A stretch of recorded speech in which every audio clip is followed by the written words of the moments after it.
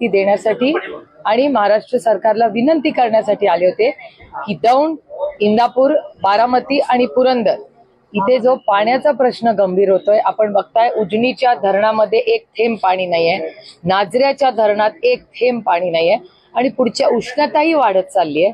त्याच्यामुळे या सगळ्या गोष्टींचा गांभीर्याने विचार महाराष्ट्र सरकारने करावा आणि पिण्याचं पाणी, शेतीचं पाणी, गुरांचं पाणी आणि छावण्या या सगळ्याचा विचार अतिशय गांभीर्याने करावा, एवढीच विनंती करायला मी आले होते.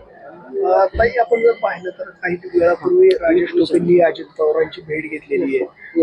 राजकीय चर्चेला एकंदरीत उधाण येताना पाहायला मिळते, कारण राजेश टोपे हे तुमच्या सोबत असल्याने ते आता अजित पवारांची भेट सकाळी लवकर घेतली. अजितदादा हे महाराष्ट्राचे DCM आहेत आणि पुण्याचे पालकमंत्री आहेत. त्याच्यामुळे अर्थातच आम्हाला जरी आता ते एका वेगळ्या विचाराच्या पक्षात सरकारमध्ये काम करत असतील तर आम्ही लोकप्रतिनिधी आहोत.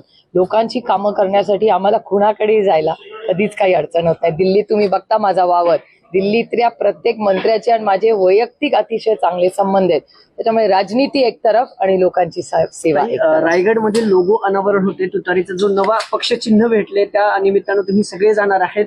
रायगडावरच करण्याचं कारण काय आणि पुढची मला असं वाटतं अभि 1.5 तासातच सगळं कळणार आहे. तुमच्याही चॅनलवर मी सकाळी पाहिलं की 2 तासाची हलचल. त्याच्यामुळे बघा आणि तुमच्या आणि महाराष्ट्राच्या मायबाप जनतेने आम्हाला या नवीन प्रवासात आशीर्वाद द्यावे एवढीच विनम्र विनंती करते. दुसरीकडे बारामती लोकसभा मतदारसंघाचा तुम्ही दौरा करताय, तुम्ही दौरा करताय, दादांचे देखील 3 मेळावे आहेत. काल सुमित्रा वहिनी असं म्हणाल्यात की तुम्ही मला नेहमी साथ दिले, यापुढेही साथ द्या. तुम्ही स्वतः आज भोरमध्ये जाणार आहेत, नेमकं काय?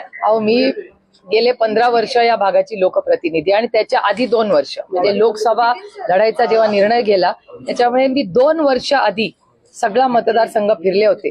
त्याच्यामुळे मला मतदारसंघात फिरणं म्हणजे एक कुटुंबात म्हणून आम्ही मतदारसंघात काम करतो. हे गेले जवळपास 18 वर्षाचे माझे वैयक्तिक प्रेमाचे ऋणानं बंद आहेत.